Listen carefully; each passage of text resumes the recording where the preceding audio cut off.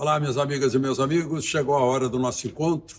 Em 1500, era um domingo, e Caminha escreveu o seguinte na sua carta.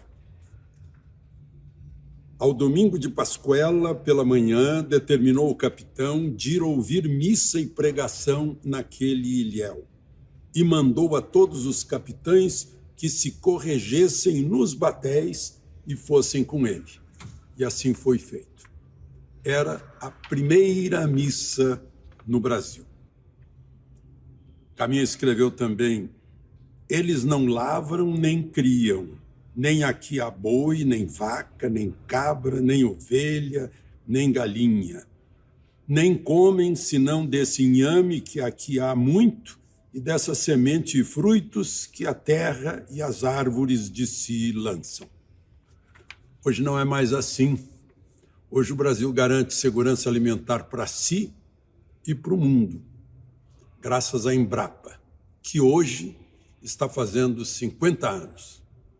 50 anos atrás, no governo Médici, era ministro da Agricultura Luiz Fernando Cirne Lima, quando foi criada a Embrapa. Mas foi no governo seguinte, quando Geisel ganhou a eleição do Dr. Ulisses e escolheu Alisson Paulinelli para ser ministro da Agricultura. E a Embrapa transformou o Brasil com a agricultura tropical, a tecnologia, a pesquisa, e hoje somos um dos maiores produtores de alimentos do mundo. Parabéns à Embrapa nos seus 50 anos. Não esqueça de se inscrever e, ao final, de deixar o seu gostei ou não gostei. Vamos à conversa de hoje. Bem, o assunto mais importante de hoje é, enfim, sai a CPI mista para investigar causas, consequências e personagens do 8 de janeiro, principalmente no Palácio do Planalto, mas também no Congresso e no Supremo. Depois de 2 meses, mais do que isso, desde o dia 8 de janeiro, o presidente Lula, em Araraquara, já dizia que não precisava de CPI para investigar. O governo todo fez de tudo para evitar a CPI. E foi crescendo a pergunta: por quê? O que o governo quer esconder? Por que o governo botou sigilo nas imagens do Palácio do Planalto? A pergunta foi crescendo, foi tão grande que não dava mais para Rodrigo Pacheco segurar. Rodrigo Pacheco chegou a evitar reuniões do Congresso, ou seja, das duas casas conjuntas, para não ler, para tentar empurrar com a barriga, para imaginar que fossem desistir. Nós tivemos, sim, 9 deputados que retiraram a assinatura. 9 deputados cuja assinatura não vale nada. 9 deputados. 218 deputados assinaram. Bastavam 127. E 30 e tantos senadores, bastavam 27, se não me engano, 38 senadores assinarem. Então, não tinha como, né? Essa CPI agora finalmente saiu. 37 senadores, e não 38, bastariam 29. Ou 27. 9 deputados retiraram a assinatura. Que vergonha, hein? Que vergonha. Bom, mas a CPI vai ser composta de 16 deputados e 16 senadores, 32 parlamentares e seus suplentes, né? Então, o governo vai fazer tudo para ver se tem maioria para, enfim, realizar aquilo que era o sonho dele, que não se investigasse. O ministro da Justiça vai ser investigado, as causas vão ser investigadas, porque o que estão fazendo com a Constituição brasileira, isso vai ser discutido pelos nossos representantes lá dentro. O governo vai fazer tudo para melar, para dominar, né? Já começou esse movimento. Já que não dava para conter, depois apareceram. A CNN mostrou as imagens do general G. Dias correndo para lá e para cá no Palácio do Planalto, aí não deu mais para segurar. Né? Já aquela pergunta estava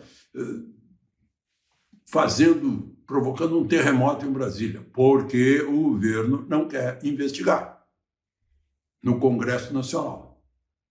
É um acontecimento que foi notícia no mundo inteiro. Não é um acontecimento de delegacia de polícia, é um acontecimento político para ser tratado no foro político, que é o Congresso Nacional.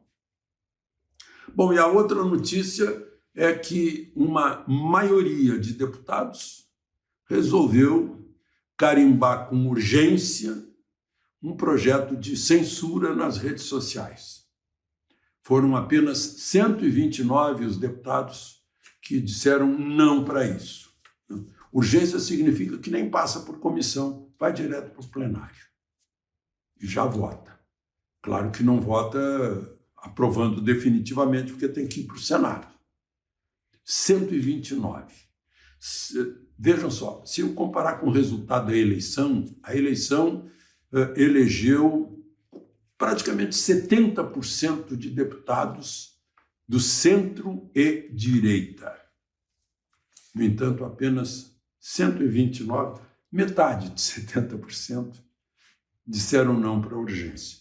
238 disseram sim para a urgência, com o voto em peso, claro, do PT, da Rede, do PSOL e do PCdoB. Como todos sabemos, né, a esquerda tem na sua ideologia, na sua natureza, a censura, o totalitarismo. Né? Não existe regime de esquerda aí que não faça censura. Venezuela, Cuba, Nicarágua, China, né? União Soviética, Albânia, naqueles tempos. Não tem como. Faz parte da natureza do marxismo-leninismo. Né? Agora, é bom a gente lembrar que o artigo 220 da Constituição, no seu parágrafo 2º, diz o seguinte: é vedada toda e qualquer censura de natureza política, ideológica e artística. Toda e qualquer. Os constituintes de 88 quiseram abranger bem toda e qualquer censura de natureza política, ideológica e artística é vedada. E mais, né? Tem uma torcida aí, vocês podem ver que a mídia tradicional está calada ante a censura, é incrível.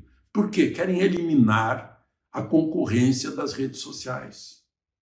Vejam só o que está acontecendo, demissões na mídia tradicional. Não é só aqui não, nos Estados Unidos também. Agora mesmo tiraram o principal âncora da Fox News, tirando um dos âncoras principais da CNN nos Estados Unidos. Aquele canal Buzz qualquer coisa, BuzzFeed, né? Tirou o noticiário, não publicou mais notícias. Fechou o jornalismo. O Insider está diminuindo, está demitindo 10%. Aquele outro, Vice World News, está em má situação. É a concorrência. Eles querem eliminar a concorrência das redes sociais, que está dando notícia. As pessoas estão registrando sem serem jornalistas formados. Eu digo isso como primeiro lugar em todo curso de jornalismo e no vestibular e professor de jornalismo. Mas eu vejo que para aprender a fazer jornalismo, a gente aprende, não precisa esses anos todos, né? E tem que ter vocação, né? E as pessoas estão aí, pessoas com vocação para jornalista, aquilo que vem, que acham que é notícia, publicam. E estão concorrendo, porque põe a imagem, põe a fotografia, põe a informação. Pode ser até de modo rudimentar, pode ser de modo errado, aí a gente checa, a rede social permite que se cheque. É aquela história que eu me formei e fui professor na Faculdade dos Meios de Comunicação Social. Eu hoje corrigiria, eu diria meios de informação social, porque comunicação vai e vem, é o que acontece nas redes sociais, e não numa via de mão única, como é o jornalismo tradicional, né? E tem o parágrafo 5º do artigo 220 da Constituição. Para isso, vejam só, parágrafo 5º. Os meios de comunicação social não podem, direta ou indiretamente, ser objeto de monopólio ou oligopólio. Ou seja, não podem adotar medidas tendentes a dominar o mercado em que eles operam. Está na Constituição de 88. Bom, vamos para outra questão. O presidente Lula está em Madrid, recebido pelo rei, pelo presidente do governo, o presidente Pedro Soares, se não me engano,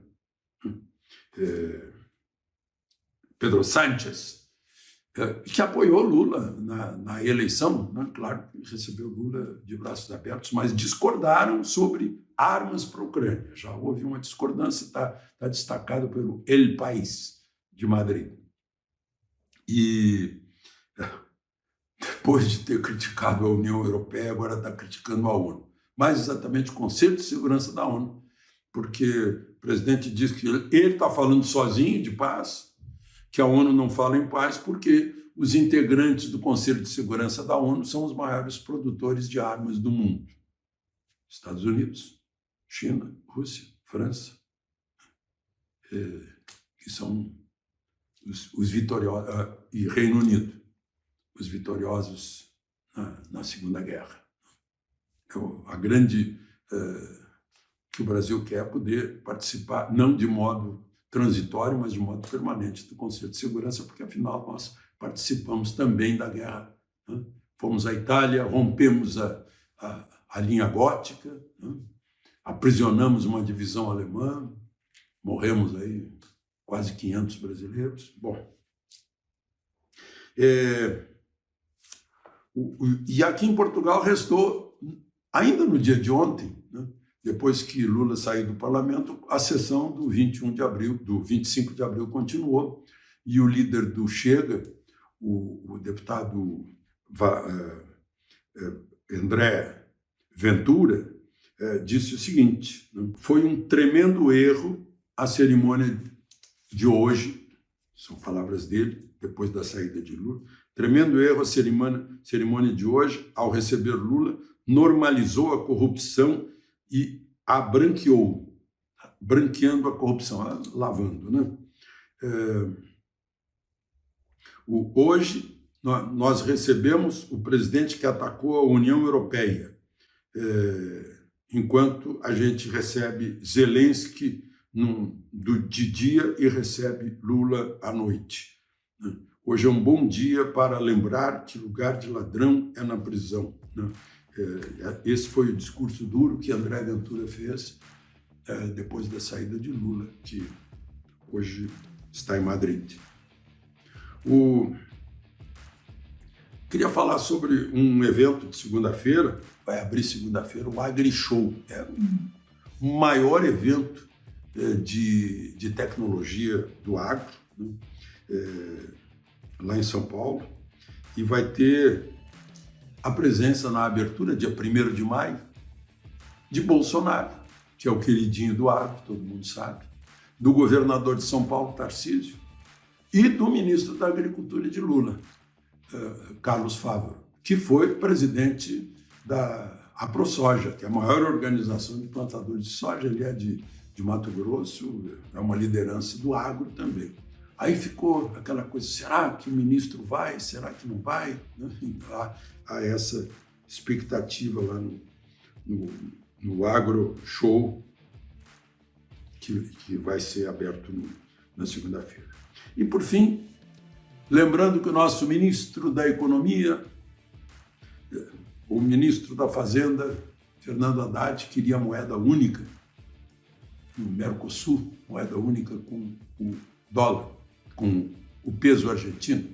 O peso argentino, minha gente, está em 500 pesos por dólar. No Brasil temos 5 reais por dólar. Ou seja, o peso argentino no mercado livre está 100 vezes mais desvalorizado que a nossa moeda brasileira. Imagina, nós íamos nos unir a essa moeda, pela vontade do nosso ministro da Fazenda. E o pior de tudo, o mais ridículo de tudo, é que o presidente argentino, Alberto Fernandes, diz que a culpa é da oposição. Como se o ministro da Economia da Argentina fosse da oposição, como se o governo da Argentina fosse da oposição. Essa perda de confiança na moeda argentina. Obviamente, o responsável é o governo. Aliás, ele já anunciou que não vai concorrer à reeleição. Então, é isso. Uma boa, Alexandre Garcia.